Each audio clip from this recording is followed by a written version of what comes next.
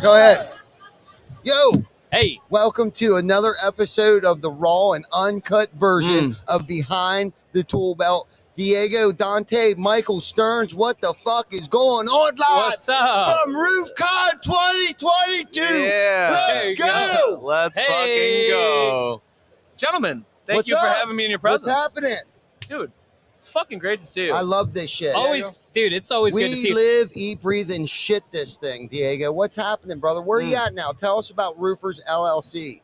Yeah, man. So I'm Roofers LLC, Greenville, South Carolina. We've been in business since 1983, before I was born. So I actually joined the team this year, and we've been rocking and rolling, man. Just building a team and trying to scale this thing. So we went from being a small, family-owned operation, just father, two sons, to starting to build a team. Brought me on, to scale, really. Yeah, that's what I was going to ask you. Did they bring you on to scale, to take it from a mom and pop shop to what? What's the goal? What's the 1 year goal? What's the 3 My year goal projection? is to be in the top 100 roofing contractors by the end of 2025. That's hot. That's hot. So what kind You of hear revenue? that right when I said that? Yeah. Let the fucking beat drop. Beat drop. That was the for you. second. Let me ask the question. I'll address the elephant in the room. The question that everyone wants an answer to at home. Can you handle 20 to 30 more fucking leads, Diego? I can. I was actually, every time someone messages me that, I say yes, please, and I hire all of them. Mm-hmm. So Savvy move. you've just never reached out to me with that. So I would have hired you if you would have said that to me. You gotta buy me a drink first. through Messenger? You never reached out to him through Messenger? No, dude. Apparently not. Yeah. We'll That's have to all I was fix waiting that. on. If you would have just said that to me. Well, now that I know, right now you move from the top of the funnel, you move down my funnel. So we're gonna get closer to I love that. realizing a relationship here. I love that. You're not a marketing guy, are you? No, fuck no. Okay, good. I'm a roofer. We don't hang out. We don't like marketing guys. Yeah, fuck those guys. They're the worst. So I was a marketing guy before I got into the roofing industry. Okay.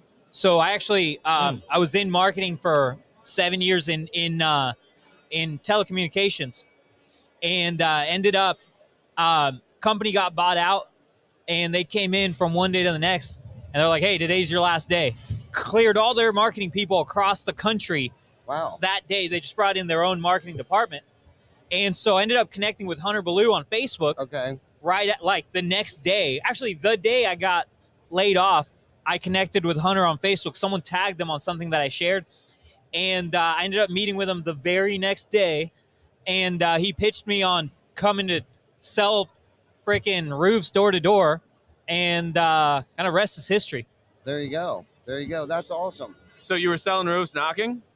Yeah. Door knocking's a viable way to produce leads? Door knocking is a great way to produce leads when you are starting out. Mhm. If you're not door knocking when you're starting out, then you just don't want it bad enough, in my opinion. What I love is the fucking grit that it takes to go bang on doors. The So balls. maybe something that's not familiar to a lot of people about me is like I started my career when I was 18 in collections. Oh, really? Collections is fucking tough, right? my you God. got to find people. They don't want to talk to you. They're No telling way. you to go fuck yourself They hang every up time you on pick you. up the phone. Yep. Right. So I draw a lot of parallels. Just like you guys are the real MVPs though, because you're actually like out there in the elements doing it, and I was sitting in an air conditioned office. So Dude, tip I my was proverbial hat to you. telling my guys today, I was telling them stories of like when I started, because I got let go, and I had no other option. Like that was I was like, I saw it as an opportunity to go make money, but I had a wife and 2 kids, and I needed to go provide. Yes. And I went out, and my first full month, I didn't know anything about roofing. I signed 8 deals, and it was literally every single one of them was either from people that I knew from posting on Facebook, Right. or from door knocking. And I was freaking knocking doors in the rain in January, looking for hail on top of roofs in the rain. I didn't know what a terrible idea that was at the time, Right. because you can't see crap. But you were hustling. But it was a sink or swim. There was Yeah. no other way to do it, right? Yes. And freaking, I was out, like I was taking out realtors to lunch. I'd put that on a credit card, and I would take as many realtors as I could. And then I was going out door knocking again, rain, whatever it was, because I just needed the money. And this was all while working for Hunter. Yeah, correct. Okay. Yeah. And then I was out knocking doors till like literally till dark. Wow. And I remember there was one night specifically, I remember I was out knocking doors. It must have been like, it was getting dark outside, right? Mhm. It was in January. It was cold. And dude, I'd gotten my face beat in like the entire day, right? It was one of those days. Yes. And on top of that, we hadn't had a storm. So I'm looking for hail on storms that I can't even like claim most of the time. And I remember this one neighborhood I was knocking. It was late, all this stuff. I was getting tired. I didn't want to be out knocking. Mm-hmm. And I remember I said, hey, I'm going to go knock on one more door. And I went and I knocked on this guy's door. The guy ended up, he spoke Spanish. I spoke Spanish. So we had a connection there. We started talking. And then turns out he had hail on the roof. We ended up getting his roof approved. And then his boss lived in the same neighborhood, like 4 doors down.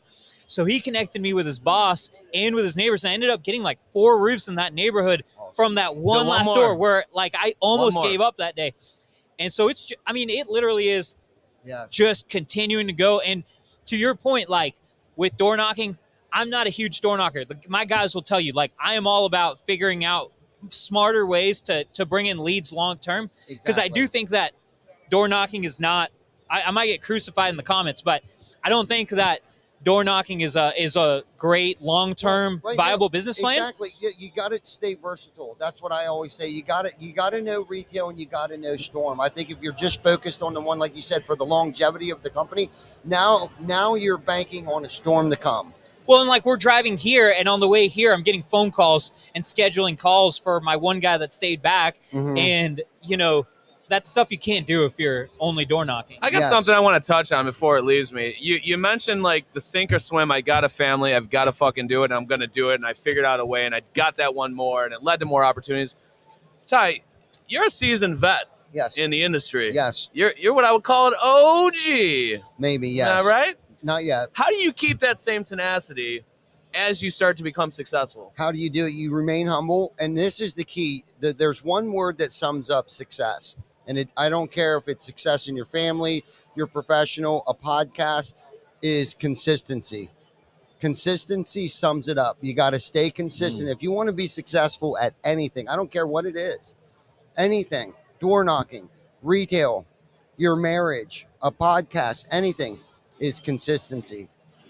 Stay consistent and stay humble. More than anything, don't let the money get to your head. There's ups, there's downs. You go through things. You learn from your paying dumb tax, right? And I've paid dumb tax, right? There wasn't things like this, like 7 years ago, right? There wasn't RoofCons back then. There wasn't the roofing Facebook groups. And I saw where the industry was with all of these young entrepreneurs coming to bat, right? Like the generation behind me is coming up through. And I kind of felt obligated, like, to come out of the closet and say, hey, look, guys, I've paid the dumb tax. You don't have to pay the dumb tax. It's kind of giving me goosebumps.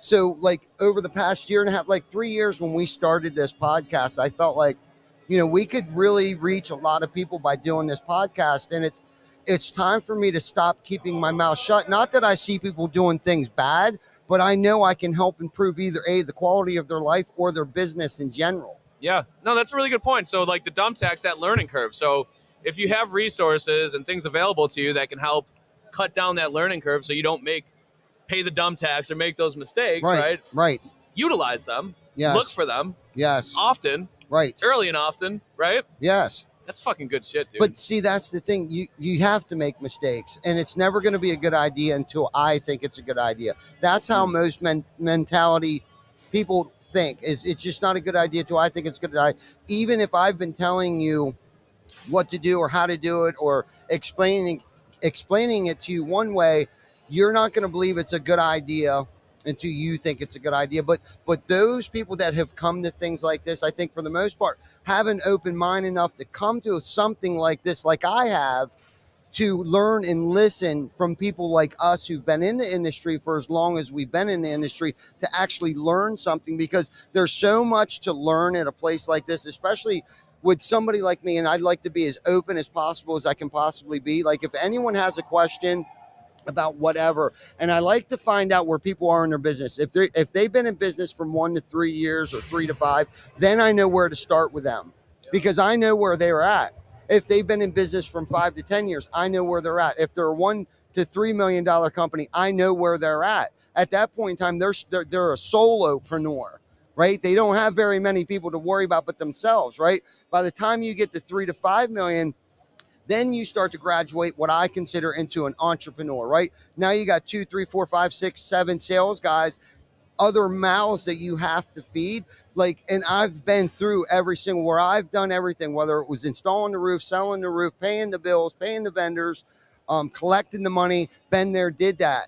I can tell you at what point in time in your career when you should probably start letting go of the vine. Right. But I think a lot of times, and this is what scares me about our industry now, is that within 4 years, and this is according to Google, and this was September 2022, that most roofing businesses will go out of business in 4 years.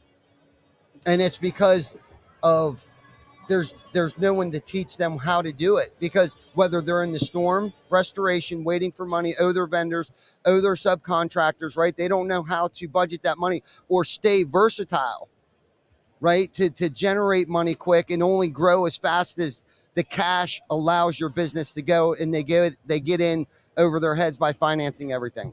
That's a really good point. And it's a lot of people that I've spoken to in the past, it's kind of like they look at it as like it's a this or that, right?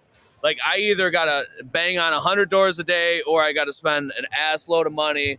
And it's a dichotomy, right? It's storm and it's retail. And those two, that's not the case, right? There's a lot of room between one or the other to where, like, guess what?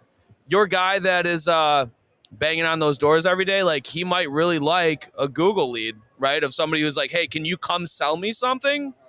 The same way that, like, the guys that are doing retail, you should probably have your guys earn the opportunities that you're providing, that you're paying $150, $200 a lead for. It's not a terrible idea for it to be a perk of working for a good company and not an entitlement. Right. But what do I know? Right. You create lead babies. Lead babies. Yeah, man. I like it. Let's talk about lead babies for a minute. Now, Diego, seriously. That scares me. Yes. Right. So, you were talking about when you went to work for Hunter, right? Obviously, yeah. When you finished with your career with roofing.com, you weren't knocking doors the day that you left Hunter. So, correct. So give us a little, quick timeline. What else? Yeah. Give us a timeline. So I started at Cornerstone Construction. The day that I started at Cornerstone, actually the day that I met Hunter, he told me about RoofCon because I told him I'm a marketing guy. I'm not really a sales guy. I could probably figure it out. But I'm a marketing guy. And he's like, hey, well, I did just throw this. This was right after RoofCon 1 in Nashville. Right. And he had thrown RoofCon 1. About 50 people had shown up, but everyone was talking about it. And it was, everyone wanted it.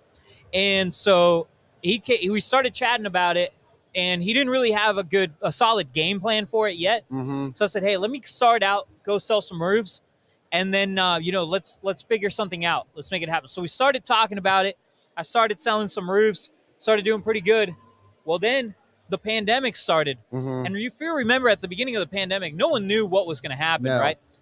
So we didn't know if we were going to be stuck at home for a couple weeks or whatever. Yeah. So I told Hunter, I said, hey, man, like, if you, if I get stuck at home, are you going to have, like, is there something that I can do? Like, do you mind do you even make some calls for people, whatever? Like, just if there's something that you need, you let me know.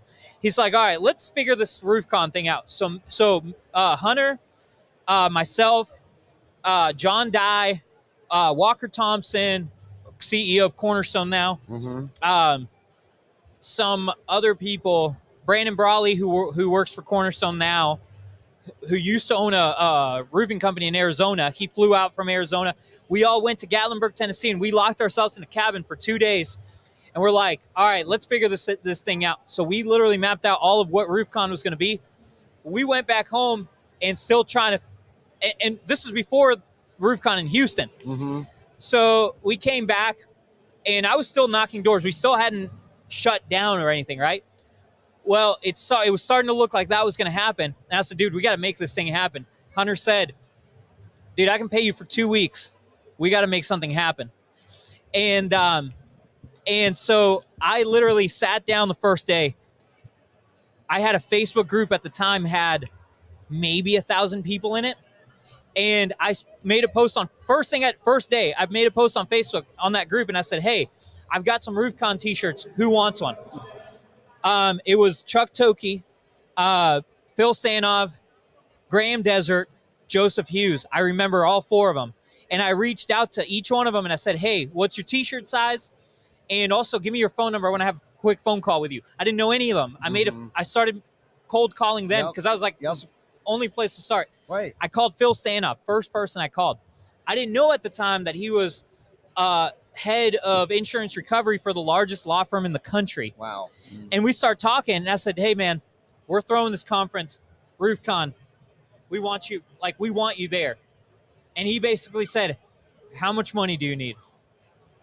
And I ended up with like a platinum sponsorship at the end of that phone call.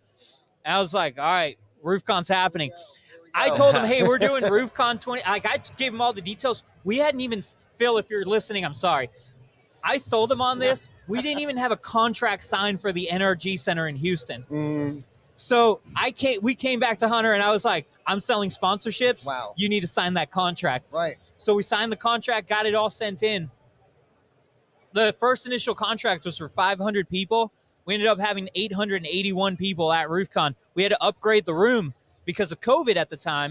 They were like, "Hey, you either have to have half the amount of people or you need a bigger space." We're like, "We'll take the bigger space, but we need to have 1,000 people there." Oh, wow. And so I told you all that I ended up going to do RoofCon, but I was still selling roofs on the side because I needed to make some extra money. Of course. And after RoofCon 2020 happened in Houston, I went back to selling roofs because that was it. There was no roofing.com. There was no nothing. Yeah. It was me and Michaela, our events coordinator, our events director. And after RoofCon 2020, we're like, "All right, well, we just had 881 people here." We launched Revolt at RoofCon 2020, which you remember Revolt. Yep. You know how awesome it is. Oh, yeah. I'm a member of Revolt. But at the time we launched it, we had a little bit of interest. We're like, "All right, we have a conference that had some interest. We had a Revolt, had some interest. Let's see if we can make something happen with this." So we started focusing on building Revolt. Well, by about January, we started getting some traction with Revolt. And I was like, I got to go all in on this. So I went full time with roofing.com and I stopped selling roofs. That was in January of 2021. And then all of 2021, I just focused on Revolt and RoofCon. Yep. Then last year, RoofCon, we had 20, just shy of 3,000 people here at the same event center. Right. And then in April of 2022, I left the team to go work at Roofers LLC. Awesome. So that was the whole timeline there. Yeah. I made it take way longer than it needed to happen. I really wanted to know because when I met you last year, I met you at a retreat, I think for the first time, but we knew of each other before then. But I think the first time I actually got to meet you. Well, I had been on the podcast before you even came on the retreat. Okay, yes. Yeah, that's right. We zoomed you in on that. Yeah. But you seemed like you were more inundated with like the Revolt /roofing.com thing at that time. That's why I was trying to put the pieces together when I was listening to you speak. So that's why I wanted you to share that with us and that our viewers to just kind of get that timeline, because I know a lot of people that are watching the show know who you are. So thank you for sharing that with us, because that was, I wanted to know. And I left roofing.com because I crashed too many drones and Hunter just got tired of having to buy new ones. Understood. It's interesting because you had mentioned the story about like you and Brandon and like I used to work with Brandon when he had his company in Phoenix. I've known about you forever, dude. So Hunter, I'm sorry if you're watching. Uh-oh. I'm like, this dude's batshit crazy. I'm like, you're fucking flying your family across the country, right? Taking a major pay cut to go work for a company you've never... and a company that's seemingly doing well for itself in Phoenix, right? Right. I'm like, I don't know. Look at him now. Right. So, good job, Hunter. Like, I love Brandon. And Brandon's like sales manager at Cornerstone. Fucking great, dude. Yeah. I'm glad he took the plunge, because I probably wouldn't have, and I would have missed out on a great opportunity if I were him. So don't listen to Mike, is what we're telling you. Yeah, no, I love that. And Mike, I actually want to hear more about you as well. What do you want to know, man? I don't know, like kind of don't go the whole way back, but kind of go back the past. Don't do a Diego length story. No. I mean, that was great. Drop it in the comments. What do y'all want to hear about? And listen, I didn't want to interrupt you because you were on a roll, and I could tell you were feeling it, and I was interested, and I know everybody else was too. So I don't know, like, how did the marketing space, the roofing marketing space, find you? I guess start there. Well, my father was a roofer, Uh-huh. general contractor, right? So there was always, I guess, like subconsciously that familiarity with it. I used to like my first. I didn't realize it till today when I was asked. I went on a run with David Carroll with Dope Marketing and Troy Anderson, the roof man, and he was like, he asked kind of the same question. I used to hand out flyers for a roofing company when I was like 14 or 15, 13 maybe, I don't know. Uh-huh. And if I'm being honest, I didn't hand all of them out. I said I did. And it haunts me to this day that I was dishonest about it. But I guess that was like my first official exposure to like roofing marketing. Uh-huh. And then like coming out of college, I had a degree and I'm like, well, this was a fucking waste of money. I spent, tens of thousands of dollars on a political science degree and I'm just good at arguing with people, I guess. And that's all I got out of it. Yeah. And that's a really good point, and that could be a whole nother podcast about the getting in the trades opposed to going. Dude, if you get into roofing though, you'd be great at arguing with those adjusters. Yeah. So you might want to think about that. Yes. I mean, I'm open. Hit me up.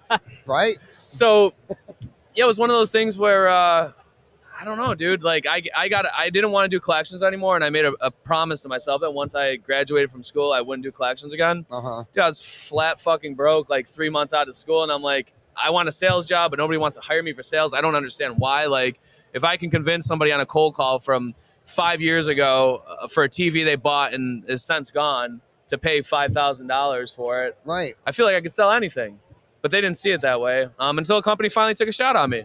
Right. I started selling digital marketing services.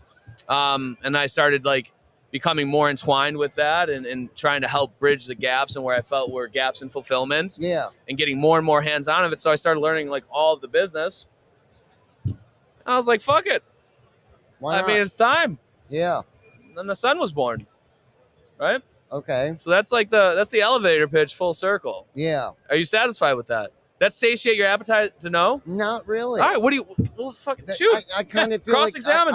I feel like there's a little more. I feel like you left some parts out. Yeah, I really feel listen, like. I've got as much depth as you would like. All right, I just wanted to give you the. Well, you kind of just like stopped. Then my son was born, but you never talked about like how did Ascend Digital Agency like.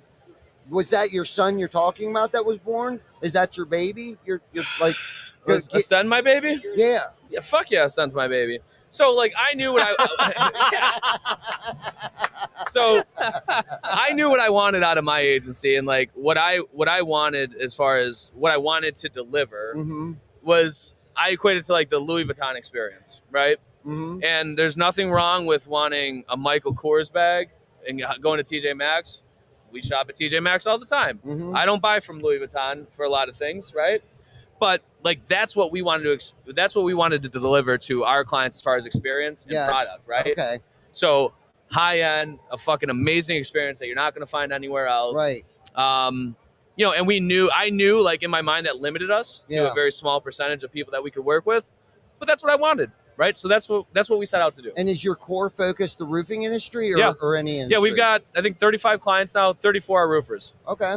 And we've got a great pest control company out of Memphis. Okay. Jameson Pest So and Lawn. you kind of went outside the. They were referred by a roofer. Oh. That we work with. Okay. That's Yeah, fantastic. And you're from Buffalo, New York. From Buffalo, New York. And you saw one of our guys' sweatshirts wear that one. Dude, that's fucking wild, right? Right. Dude, we were somewhere close to the New York PA line. Yeah. Quite a bit of ways away from you guys. Yeah.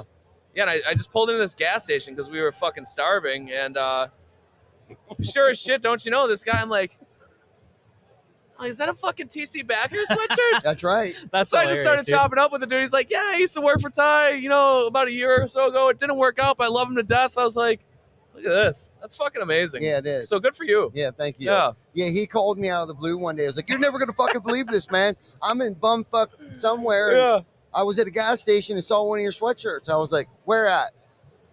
Yeah. Wherever the hell it was. And I was like, didn't really surprise me, but it was cool. It kind of gave me the warm fuzzies. That's awesome. Like our branding's working. Like that's one of my favorite topics. Like branding and marketing, like the importance of branding. Not to get off on that tangent, because we did a podcast earlier today, and it was like branding's like my favorite thing. Like it's so important. I mean, so is marketing. Yeah, it's fucking weird, right? Like, Yeah, couldn't tell. Right. I'm obsessed with this podcast and branding for a minute. And if you come to York County or Northern Baltimore or Delaware or even Jersey now, you'll see us somewhere. TC Backer. Yeah. Awesome. Yeah. I think for them you got to have that brand awareness, so they go to the website and then they call you, I guess. You got to be the most famous man in town, man. Which town? Hey. You got to, because I love that the brand. I love that the brand is like, you are the brand too. You know what I mean? Yeah, maybe. Like, really? Well, I'm saying like the brand wouldn't exist without you too. That's You know what I true. mean? Yeah. So you've built a whole team around your brand. Like, it's transcended you at this point. Yes. But Yes. and that's amazing that your people now are an extension of you. Yes.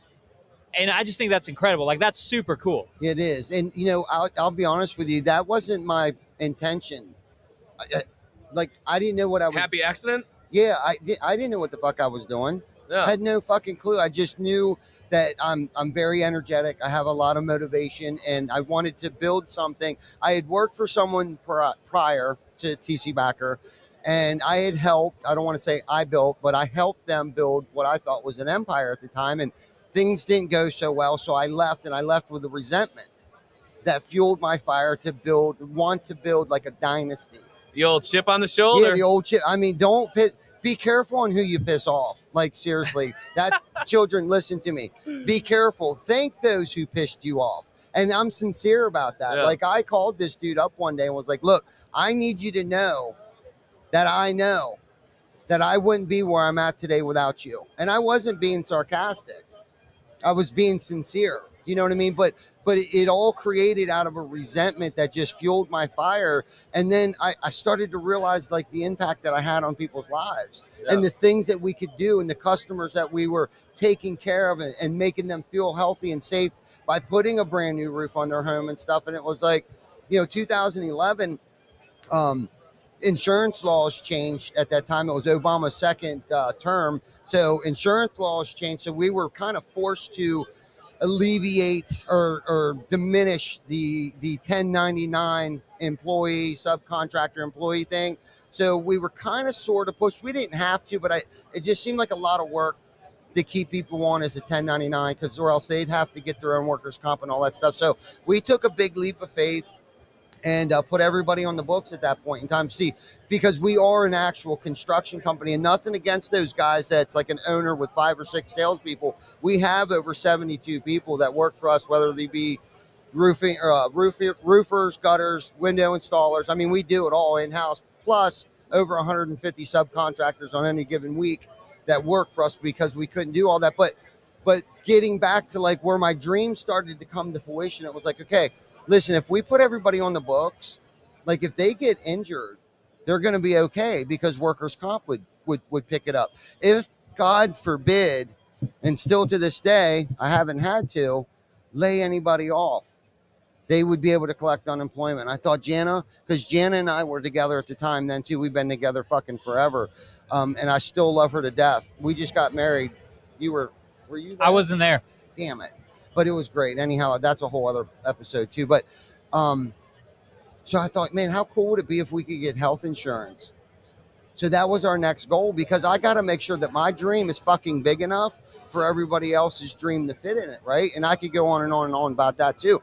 So about a year, 2 years went by, and then I felt like we were in a good place to offer health insurance to everybody, and just about everybody got it. It was great. Right. So then I thought, God, wouldn't it be cool if someone could actually retire from TC Backer Construction someday? We need to get 401k. So we did. We kept pushing, worked harder. And we pulled together as a team, and I shared my dream, my vision with the team. So we all pulled together so we could provide for each other. Vic is so good at his fucking job that Javier has a job. Javier is so good at his fucking job, and he suits up and shows up, not for me anymore. He does it for him. He does it for him. He does it for him. He does it for him. All these people that are sitting around here watching right now that work for me, they show up for them. They do not want to let those people down. So what we did is we kicked fucking ass and took names till we could offer 410K. We offer 410K today, right? And then our next move is, if Vic, I know he loves South Carolina. We want to make sure that our process is so fucking tight that when we move our next location to South Carolina, that Vic's not going to have to do much. It's going to be totally turnkey business in a box for him. Glenn's not standing here right now. He loves Alabama. So how many locations do you want in Alabama? Right? That's what we're working towards. That's what our family, that's what our coworkers are working for right now. How far away from that are you? Real close. Super close. There's a couple more tweaks, I believe, 3 in our months, system. a year, 4 years? I would say in the next 36 months. That's awesome. Oh, shit. Yeah. We're already looking at locations. What part of South Carolina? I'd rather not say right now. Hey, You I'm should- friends. it- I will You say. should say that should have been plural.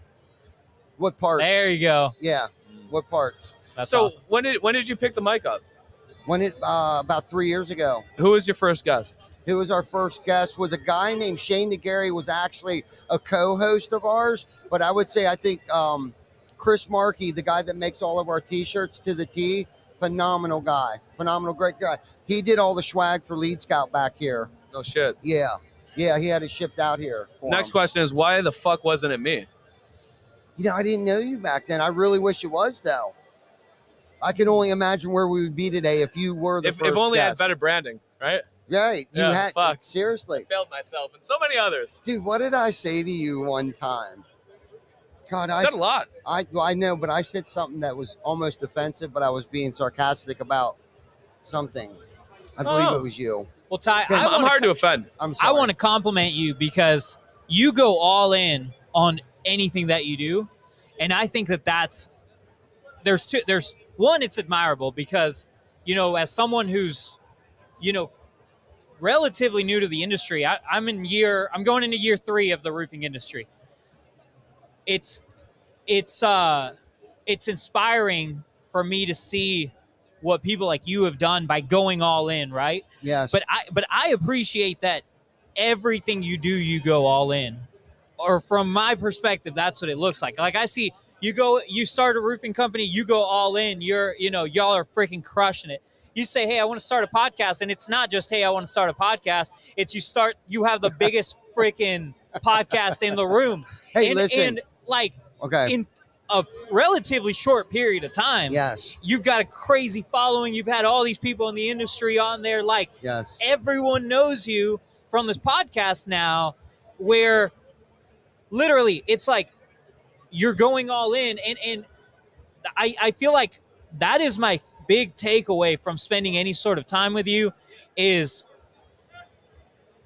go all in consistently and do it because I know that you had a bunch of podcasts before you started until you really started picking up a lot of traction. Yes. But you did it anyway. Yes. And I don't even know, maybe I'm putting words into your mouth, but I feel like you were doing it for the love of it, not because you were trying to get No. followers. This happened because you went all in, right? Yes. You wanted And to be anyone famous. that wants to No, do I anything didn't is care if fucking- I had one viewer. And that's the thing, dude. It's like if you're trying to do anything in life, be it roofing, be it marketing, be it start a podcast, be it you want to start a CRM, you want to do whatever it is, like do what you love, I just do heard it somebody laugh. consistently, Yeah. and keep going. Thank you. And You wanna that's what know- you've taught me, man. Like, Thank you. and so I appreciate, Thank like, you. and on top of that, I think you're just a cool dude, man. Like, Thank I just you. enjoy spending time with you. Thank you so much. I'm working on taking compliments. So seriously, I'm a going to fucking art compliment form. Michael too. Yeah. Michael needs to win best hair of the industry award. yes, for sure. Hey, where's those hair nets at? This thing? We had some hair nets. Michael, can I give you a compliment too, man? Sure. Do it. I appreciate that there's few people in the industry in your shoes in marketing that are just so willing to just give out free advice, dude. Like, because I feel like you have, like, you've concerned yourself with growing the industry, not just growing your business or whatever. And obviously it's helped to be able to bring in customers for you. And I feel like people in your shoes need to look up to what you're doing. People Thanks, like brother. Tim Brown or Joseph Hughes, like these people, like, regardless of what it is that they do, they just put out free content and help people out. And it's like, hey, you help enough people out and it comes back to you, you know? Yeah, they say. So I appreciate the people like you that are giving back to the industry in that manner as well. And I appreciate that Absolutely acknowledgement. right, man. Thank He you. does too. You give a lot of free nuggets out there, and your content has really stepped up too, man. Like, Thanks, You're bro. crushing it. like in your you. branding, man. Don't doubt yourself on your branding, dude. There's not one time that I go onto my page and it's like there you are. Like every time I open up Facebook. But getting back to, I just want to do a big shout out to my team, and I this has been my thing lately here is I've been thanking my people, our people, for co-signing my shit. And that's why we are where we are today, because that man and every person that you see out there, I don't know where half of them are right now, but they just co-signed my shit. That's why we're here today. So thank you for co-signing my shit. Yeah. I love that. I've met him today. He's I a cool feel like we're motherfucker. brothers right Yeah, here. good. Good. Good, because he's a good motherfucker right Yeah. there. There's his wife, Tina, that just rolled up here. Hi, Tina.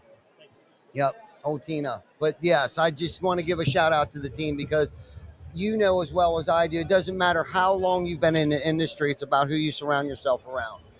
Facts. And that's why you got to take care of them. My team is they're so stoked to be here, man. Good. One of my team members, his wife just had a baby, so he couldn't make it. But the rest of my team they're all here. So Awesome. dude, I'm Amazing. so freaking stoked. They're super stoked. They're around here somewhere. Got a couple of them right here. I love it. But most of them are brand new in the industry, Yep. and so No better they don't place. know what's coming, man. Exactly. I was going to say no better place to bring them, Diego. For sure. I mean, Yep. this has definitely been, and you can ask Jana, our first RoofCon conference was definitely, I think I even, a memory popped up on my phone. And something that I said the day after, the day of, or the last day here was that how it has changed my life, right? Dramatically, not just my personal life, but my professional life, or vice versa, however you want to look at that. And that's what's so cool about RoofCon. Like my father-in-law is sitting right there. Like, you don't have to be in the roofing industry to come to RoofCon. You brought your father-in-law to RoofCon? I did, right there. Bro, he you're is. an OG. Yeah. Fucking OG. But I mean, anyone can come to RoofCon, and John Maxwell, Tim Tebow, they're not going to be talking about roofing. You know what I mean? I mean, there's a lot of roofing cool shit going on around here, but the message you're going to receive isn't about roofing. You know what I mean? So anyone can attend these things, but for me personally, it's been a life-changing experience, and that's why, Diego, if I'm all in, where do you think I've learned this? I didn't come up with that shit on my own. You know what I mean? Either you're in or you're not in. You know what I mean? There's always and I'm sure we've all heard of this, is that the enemy of great is just good. And any single one of them that can hear me I say like that 10 to 15 times a week, like, I'm just not okay with fucking okay. Okay? If it's just okay, that means you're just here for a check. There's always room for improvement, right? Like, fuck okay. We're going from great to greater to fucking greatest here. Those are the 3 levels, and the only fucking 3 levels. And once we get to greatest, I don't know what's after that. Fucking the greater rest. The next. Greater. Yeah. Dude, I want to give I feel like I'm always just complimenting and giving shout outs to people.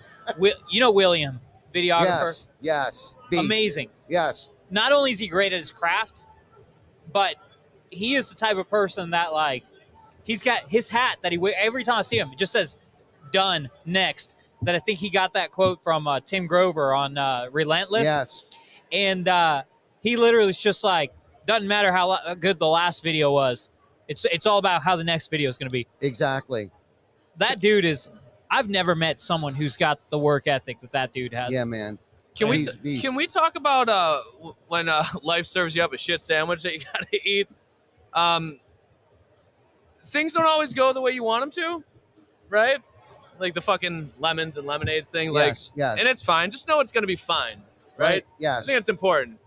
I'm going to affirm for you that if something's not going your way, it's going to be fine. Whether you need to hear that, Ty, your audience, Diego. Yes. Like, for instance, like we invested, you know what it takes to get, I mean, and our shit was nowhere near this extravagant, but like the planning that goes into a trade show, and even just a small booth with Right. pop-ups and backdrops and print material. Right. Our shit all went to the wrong address, and Oh, it's at a shipping God. center, so we had nothing. Like our shit's blank as fuck right now. It's just a black cloth, and it's like, you know, I was furious about it initially when I first realized what was going on, and we couldn't get it till Monday. But fuck it, we've got me. Yes. We've got my operations manager. We got a Yep. computer. Right. We're gonna have a keg of beer tomorrow. We're gonna Right. make that shit happen, Right regardless, with or without it. Make the best of the circumstance. Yes, you have to. Yeah. Yeah, you can't let that shit hold you back.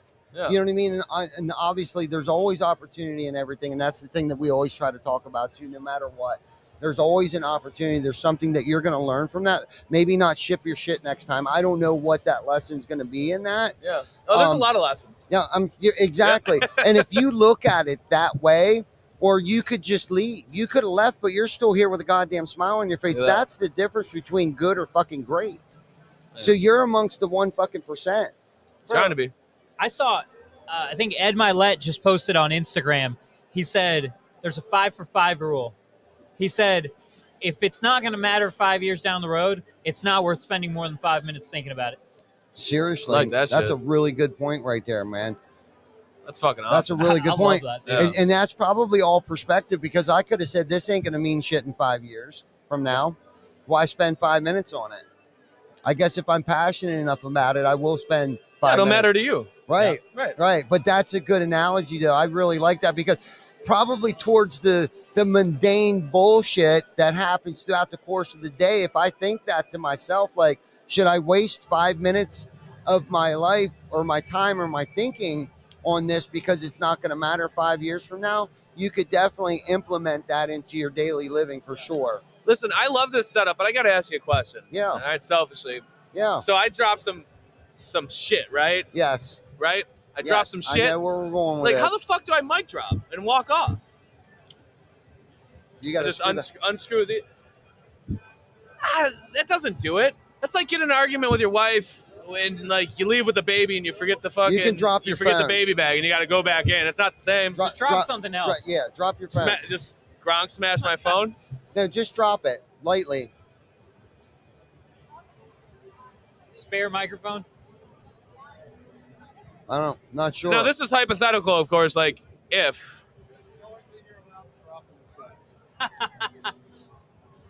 Which one of these cameras is it? This one? The red one that's on This one? right now. This green, red. This is what I get to fucking drop. So if I come with some proper knowledge or some hot shit, I can drop the napkin. No, we actually have a mic you could probably drop. All right. I thought you were going to bust my balls about that content that I didn't get you yet. That's what I thought you were going to bring up. Oh, I wouldn't do that publicly, but since you bring it up, what's going on with that? Well, the man's here, so Which one is he? Point him out. Javier, right there. Javier. He's hiding from you right now. Is it his unwillingness or yours? One of my core values is accountability, so we're just gonna. No, Live that hey, out. that's why I brought it up. Yeah. There you go. Oh, Mic drop. I'm likely not gonna come up with anything that's mic drop worthy, but if I do, I got a fucking mic to do it. Okay, there Yeah. you go. There you go. We aim to please, man. Appreciate you. I appreciate you too, brother. Yeah. Cool, Well, what man. do you guys think about this conference? What do y'all actually? Let me ask you this: what are you looking to get out of this conference? Both of you. 20 to 30 more leads. We'll recycle that one just because I fucking love it. No, so for me, it's I like this is my first time having a booth at RoofCon. I just like coming, and I like conferences in general. But I've told multiple people like this has been. I've gone to like IRE and shit. Like this one does it for me. I don't know. I think it's something about the atmosphere. I fucking hate to say it's a vibe, like the vibe. It's a vibe. But it's a whole fucking vibe. It really is. I really do like it. So it's like for me, networking, seeing people that you interact with all the time on Facebook consistently, that you have a good relationship with, like that shit's dope. Pun intended. Again, shout out David. It's nice running so far this week. And anything else I could pick up along the way. Come in with an open mind. There's a lot of lessons to be taught here, and I want to be a student of those lessons. Absolutely. So, yeah. How about you, Ty? That's a great response to his question. I'll be honest with you, selfishly, not even selfishly, it's I know how much I've gotten I out feel like of that's kind of Mike. it. Was I thought earlier you had something that was good, that was definitely mic All right. drop worthy. But I know I'm going to receive a great message here, and that's why over the years we started to bring more and more people. That I kind of felt like by me just coming to these was kind of selfish if I didn't bring the rest of my team to get the message. Instead of me trying to trickle it out, I figured if I brought most of my principals, right? I got my financial controller here, my sales manager here, and mostly all of my managers managing some shit are here. So then that trickle down effect can spread like wildfire, opposed to me trying to do it myself. So that's what I'm hoping that we get out of this with whatever knowledge that we can all pick up from being here and learn is why we came here, was to bring the entire team here to get something out of it. And John Maxwell's the shit. So who wouldn't want to come here and listen to what that man's got to say? I mean, I can't keep that to myself. I got to spread that love with everybody else too, man. Bring the gang with you. Yeah. You know, That's what I'm the most excited about is for my team, you know, yeah, I'm excited to come and actually be an attendee for the first time. And I'm excited. Like, I just love hanging out too, you know? yes. And obviously I have a handful of questions that I came in with, literally like notebook spread, big question at the top, notebook spread, big question at the top. And I'm just like, I need my questions answered. Those are business questions, yeah. but I want my team to Yes. get the same thing. Like, Yes. I want these guys to be bought into what we're doing and be bought into like the values of RoofCon. Yes. You know? Yeah, man. Definitely. Definitely. I know by bringing people last year to RoofCon, the impact that it had on our business, like I'm not even talking about like the business growth, but the personal growth that I've seen within the people that attended RoofCon with me last year is exponential. Like Chris Baker's girlfriend, Brittany, started a business after she left here. It's called Better Baked. They do candles and stinky smell good shit for your house. Not potpourri, but more like, I don't know, meltdown shit. The shit that melts in the crock pot looking things. But she's created that business. And then Baker, I've seen a change in Baker. Glenn and his wife came with us last year. They're here again this year. And Glenn's my general manager. But not only those that work for me, I guess, but their significant others that came also got going back to, like, you don't even have to be in the roofing industry to be impacted. Like 10X when you leave here. It's just amazing. And to watch that happen to people that come with me to this, to watch them and their families grow, dude, it's bone chilling. Like it's amazing. That's Yeah. fucking. That's awesome. That's a really good answer. You want to drop that fucking thing? There you go. Well, I think we're about to close this place down, guys. Are we? Yeah. Thanks for having me, man. Yeah, I dude, this was appreciate, awesome. You're welcome. This was was good. awesome, dude. Appreciate you giving me some camera time. Yes. I get real nervous in front of audiences and shit. Yeah, so me too. It's good practice. Me too. Yeah. Love you We guys. appreciate it, guys. Thanks, Yeah, man. man. You got your thing? Always good seeing you, man. And we Thank gone. you. Yes. Peace out. Hey, if you're at RoofCon, come Yes. say hey. That's right. 2022 RoofCon. Man, thank you so much. You're welcome, brother. Thank you for coming on. Thank you. Yeah, man. We'll hang out. I mean, we've already hung out, but You too.